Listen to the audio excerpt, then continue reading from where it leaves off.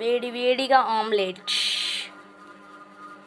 మనం ఫస్ట్ రెండు ఆనియన్స్ కోసుకొని 2 గుడ్లు, ఉప్పు, కారం, పసుపు, ధనియాల పొడి వేసి బాగా మిక్స్ చేసి పొయ్యి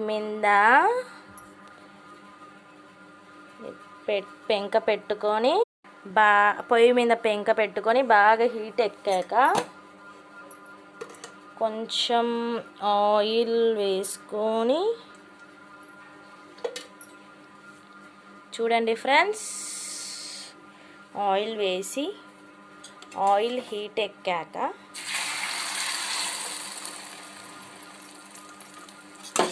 ఇదంతా ఇలా వేసుకొని మొత్తం స్ప్రెడ్ చేసుకోవాలి. Onion omelette ready.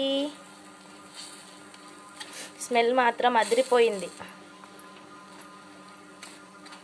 ఒక్కసారి ట్రై చేసి చూడండి, మీకే తెలుస్తుంది.